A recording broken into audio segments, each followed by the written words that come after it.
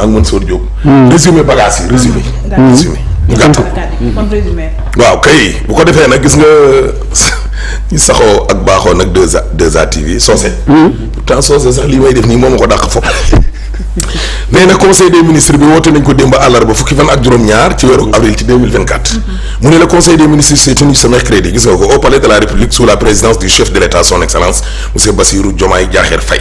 mu ne à l'entame de sa communication bi mu ubbee kàddoom le président de la république a adressé ses sincères remerciements au khalife général des Mourides Serigne Mountakha Bassirou Mbacké gërëm na ko sant na ko ak khalife général des Tidianes Serigne Babacar Sy Mansour. ci gàttandu teraanga gi. cadeau yi mooy teraanga gi. ak xéewal yi nga xamante ni ak ñaani nga xam ne daal dinañ ko koy jox ci ban fan altine fukki fan ak juróom ci weeru avril ci 2024. ca Touba ak ca Tivaouane njiitu réew mi xam le na ne xamal na waa conseil bi tamit ne leen. ci yeneen kër ëttu kilifa diine yi tamit dana continuer demaat fa newul ne Touba ak Tivaouane dong lay yem. Serigne Bassirou yemu ca ndax président de la république la mu xamle daal mooy dana nag am maanaam teraanga koy fay. maanaam liggéeyaat kër yi defaraat. bërëbu kër kilifa diine yi waaye nekkul sax ci tabax dong de déedéet mooy wàllum tali wàllum ndox wàllum assainissement dégg nga loolu wàllum courant ba ci wàllum téléphone ba ci wàllum téléphone ana ñu ne woon gone gi salafiste la kilifa diine yi joxuñ leen kii jox ne téléphone ci boppam laa lay wax nii yëpp dégg nga ba pare xamlewaat na encore ne ci biir nag askanu maanaam kër kilifa diine yeeg ñoom ñooñu yëpp lii lépp nag dara waral la ko lu dul ngir jàmm stabilité concorde nationale. Le président de la République a aussi informé le conseil qu'il a créé à la présidence de la République daal danañ samp ca biir palais ba ca boppam ak direction des affaires religieuses et de l'insertion des diplômes de l'enseignement arabe composé du bureau des affaires religieuses et du bureau de l'insertion gis nga des diplômes de l'enseignement arabe te lii nag ñu ci bëree dañ koo yàgg di kaas ak ñu ko yàgg waaw gars yi ci daara moderne dong la ñu yemoon de suite à la mise en place du gouvernement le 5 avril 2024 le chef de l'État est informé que l'inspection générale d'État dégg nga loolu va dresser benn pré-rapport lay njëkk a def et un rapport définitif sur chaque passation de service bañ koy def keroog jokkalante dañuy joxante kay passation de service dañuy joxante kay joxante ne fi mu nekk nii fii nii nag la mbir yi yem am na nag lu ci tolloog 17 chantiers wala 10 wala 5 et cetera yoo xamante ne ministère dégg nga loolu yow bu baax yamu ca mu ne en attendant le président de la République a demandé au premier ministre monsieur Ousmane Sonko en liaison avec les ministres de faire le point sur toutes les passations de services effectuées dans les ministères dégg nga loolu affaire bi du nekk passation de service nii rek comme ni ñu koy faral di amee noonu rek après ñu ne def nañ rek ku nekk dem toog déedéet nee na bu mu ca yem de avant fin avril 2024 maanaam day am forme et fond. waa lii gaawul tamit yooyu fi ñu nekk nii. waaw Diomaye Diakhar nee na Ousmane ci passation de service yooyu noonu. kayit yi nga xam ne lañ koo tënk noonu. nañ ca defas rapport. avant fin avril 2024 un rapport exhaustif dégg nga loolu. sur les constats et les propositions relatives à la situation sectorielle administrative budgétaire financière dans chaque ministère. duñ bàyyi dara de déedéet avant toute initiative ou action gouvernementale d'envergure. balaa nga naan am ne fa. gars yi daal nee nañu balaa ñoo ubbi nañ yër. waaw loolu dëgg. caaxaan faaxe. le président de la République a insisté. avec le premier ministre. moom Sonko Diomaye Sonko. sur l'impératif pour chaque membre du gouvernement. déglu de suivre les procédures fondamentales de validation concernant les orientations. politiques de l'action gouvernementale. amul ten defal de. gars yi dañuy marqué ndoo la pas amul ay ministère bi moo gën a ngand amul bi non ainsi que des modalités de communication indiquées à cet effet mu ne le chef de l'État a demandé dès lors au premier ministre Ousmane Sonko de veiller en permanence au respect strict des règles de pilotage de conception d'exécution de coordination et de suivi évaluation de l'action gouvernementale et des politiques publiques en particulier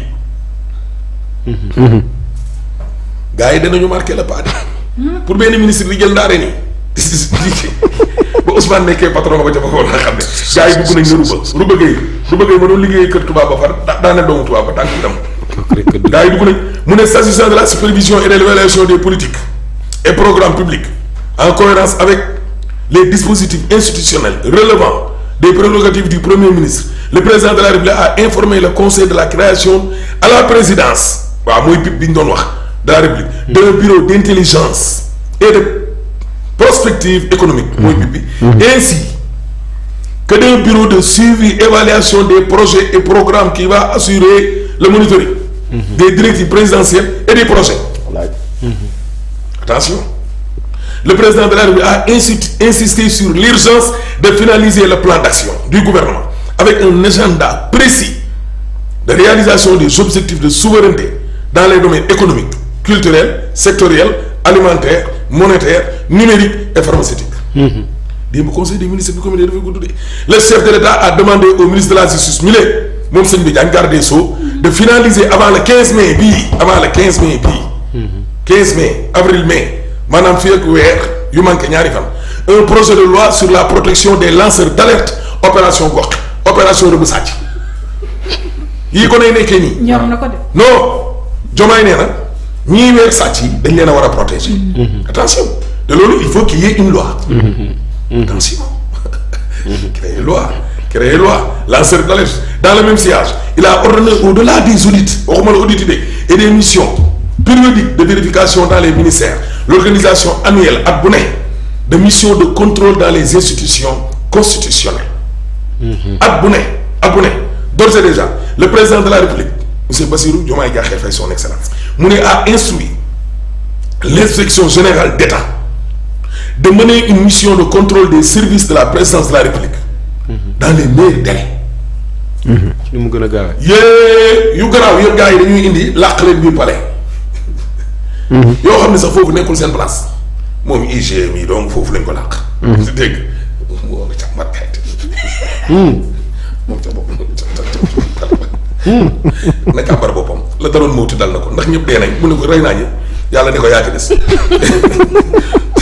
dégg nga monsieur le président de la République yamu tëddee a notamment ordonné la publication des rapports de la Cour des comptes de l'inspection générale d'État de l'OFNAC des 5 dernières années 2019 2020 2021 2022 2023. kawteef. année ñu doon wax naan rapport année bii moo génn bee moo génn sëñ Bass nee na lépp génn le chef de l'État sëñ Bass yemu ca est revenu sur la politique de transformation de l'administration publique il a rappelé à cet effet les principes partagés du jubanti afin de bâtir une administration performante au service des Sénégalais et des intérêts du Sénégal. C'est le sens de sa lettre bi mu bindoon noonu 8 avril 2024 adressée aux fonctionnaires et agents administratifs du Sénégal. Dans cet esprit, il a demandé au Premier ministre M. Ousmane Sonko de préparer un projet de décret relatif à l'appel à candidature pour certaines hautes fonctions dans les secteurs publics et parapublics moo tax démb nomination am ñëpp a toog di xaar.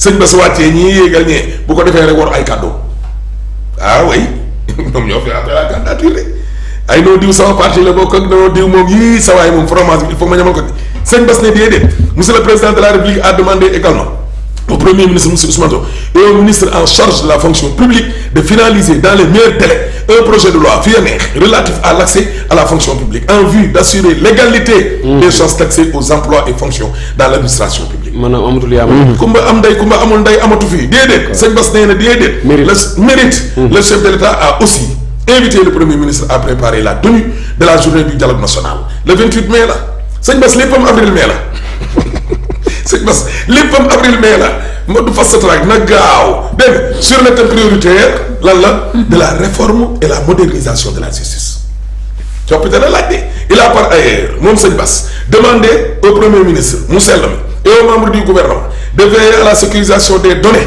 dans le secteur public attention à la présidence de la République et à la primature et dans les tous les et dans les ministères en particulier fii lu xëy palais yendu ci mbedd lu yendu ci ministère yi wala primature yaa ngi koy seen ca surno ya sëñ Bass nee na Ousmane mu sell mi nay tëj Macky ne koo bàyyi woon rek mbir mi ne ñàmm la mu ne Ousmane nay tëj d'accord ne ràpp bie ko rek maara day taali dégg nga loolu yow kii jaar après voilà mu ne à ce sujet le président de la République a invité le ministre en charge du numérique Alioune Sall ba ca France la du pétrole déedéet ca France à présenter prochainement au conseil des ministres un projet de loi d'orientation sur les données et leur sécurisation conformément à la politique de promotion de la souveraineté numérique su ko yaa ngi may déglu abordant la question nee na de l'accès à l'eau waaw kay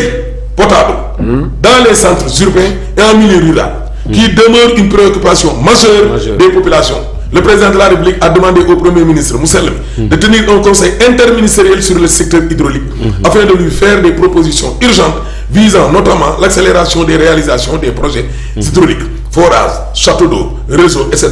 L'évaluation des délégations de services publics, de l'eau potable en milieu urbain et rural. dégg nga loolu. ndox mi ci kaw geeg réewu taax nee naa la boo wàccee Ndios moom dem ba jubali ginnaaw Ndangaan Samba ak ñoom it seen ñoom dañuy toog ay juróomi at du ñoom ndox. le chef de l'État Sëñ Bass. dégg nga loolu. a décidé de la création d'une autorité de régulation du secteur de l'eau danañu taxawal benn autorité. dégg nga loolu pour améliorer la gouvernance de l'eau au Sénégal le président de la République mu ne est revenu sur la situation académique. budgétaire ña nga ca université yooyu de financière et sociale dans les universités du Sénégal qui souligne-t-il appelle à un suivi soutenu de la part du gouvernement le chef de l'État a demandé à ce sujet au ministre de l'enseignement supérieur sëñ bi Diouf la Abdourahmane de la recherche et de l'innovation de faire un rapport avec la conférence des recteurs la situation 3 globale dans les universités publiques et de proposer un plan de relance des activités économique et de gestion des urgences sociales dégg nga loolu l'enseignement supérieur le président de la République Sëñ Bass a demandé au ministre de l'hydraulique ndox de l'assainissement à procéder à un audit rapide du contrat de permanence entre l'État du Sénégal SONES ak Sen'Eau lii bi ñu ko waree def ak ay yàgg ay SONES ak Sen'Eau d'engager l'évaluation des partenariats publics privés PPP et de l'ensemble des contrats de délégation de services publics de l'eau potable en milieu urbain et rural dégg nga loolu avec un ciblage la wax spécial sur les projets de dessalement des Mamelles et de la Grande Côte développés par la SONES avec la ZICA mi ngi nii ak waa Power. ndoxum géej bi nga xam ne dañ ko war a neexal ba mu neex ko ban journal la bindoon barki démb boo njaay ab contrat wu 450 milliards. waaw ba biig ba démb le chef de l'État a demandé au ministre des jën de ndox mooy napp des infrastructures maritimes des Diof Yaboy et portuaires de faire le point sur le dossier de la concession des chantiers navals de Dakarnave mooy coow li amoon barki démboo Ndiaye ci mar italien l'évaluation de ces activités et des mesures prises par l'État dégg nga loolu avant la fin de la concession prévue en juin 2024 xanaa balaa nga naan naam ne fa balaa nga fee tabax dara wala nga naan lii li fi nekk nii yëpp nay leer parce que Diomaye bëggul lëndëm mu ne l'édification avec Dubaï Port d'Hôte yaa ngi déglu est-ce que et de procéder à la revue de tous les projets et contrats dans le secteur maritime et portuaire le président de la République a demandé en ce sens la tenue d'un conseil interministériel spécial sur les infrastructures maritimes et portuaires. loolu mooy dëgg. waaw ndaje dina am de géej gii sëñ Bass nee na lépp dina leer li géej di rëy ak di bëri ay mbindeef lépp Bass nee na leer sëñ Bass son excellence Moussa nee na au titre de son agenda diplomatique njiitu réew mi nee na informé na conseil bi que dina dem nag ci tukkeem bu njëkk dégg nga ci république islamique bu Mauritanie bii.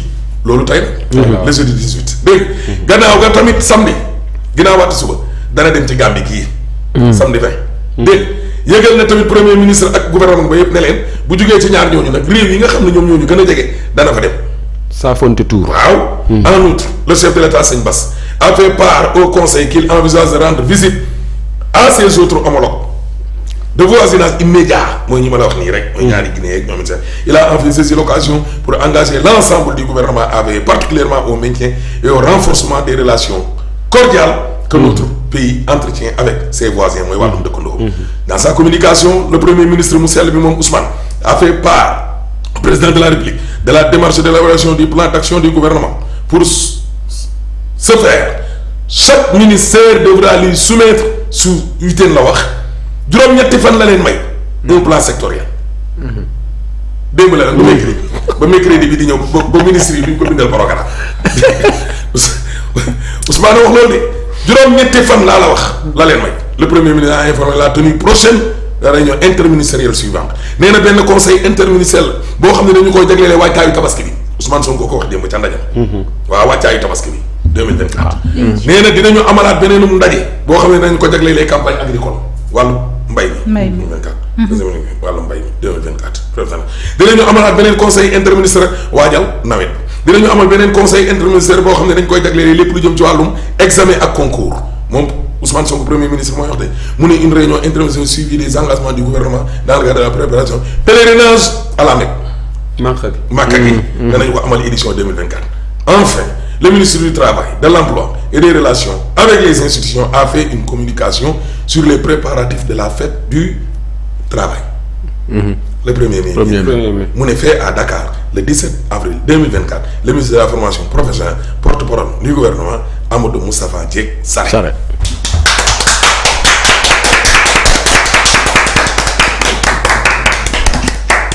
tënk nga ko de. yaa jàmbaati gi nag. nu nga ko tënkee daal defe naa yow est-ce que léegi macha allah man commencé naa ñax sax. non man kay damaa bëgg. gars yi ko nii la ñuy def dëgg. damaa bëgg def proposition. waa RTS lii la ñuy def. foofu laa bëgg dugg. damaa bëgg léegi désormais. waaw lecture communiqué conseil des ministres bu amatee. nañu woo Alaaji mu def ko. mu def ko muy dëgg nag. non man xëjuma ñu RTS. faram fàcce ko tënk ko. RTS moo fa doon liggéey ñaari fan ñu may dàq.